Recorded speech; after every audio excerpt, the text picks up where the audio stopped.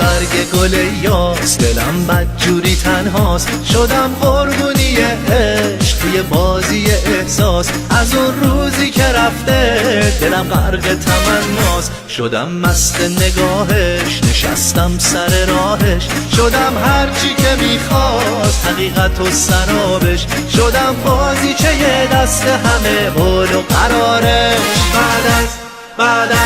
بعد از نسترن هیچی دیگه نمونده باقی، اون رفته منو کاشته تو این باغ عقاقی. بعد از نسترن هیچی دیگه برام نمونده، اون با رفتنش گلخونه عشق و سوزونده.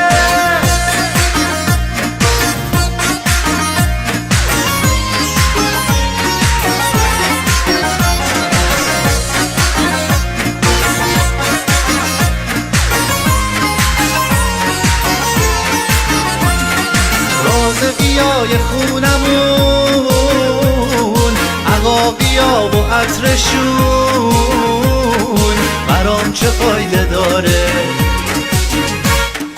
تو این روزای بی کسی به هر گلی که میرسی پیش تو کم میاره.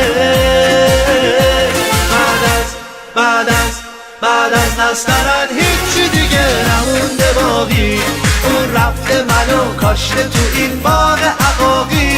بعد از نسترن هیچی دیگه برام نمونده، اون با رفتنش گلخونه عشق و سوزونده.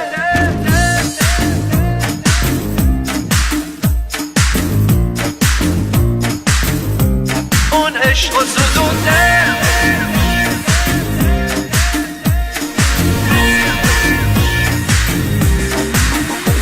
بعد از نسترن هیچی دیگه نمونده باقی، اون رفته منو کاشته تو این باغ عقاقی. بعد از نسترن هیچی دیگه برام نمونده، اون با رفتنش گلخونه عشق و سوزونده.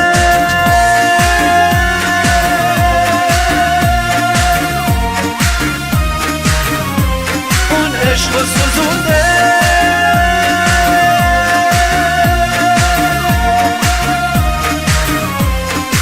عشق و سوزونده.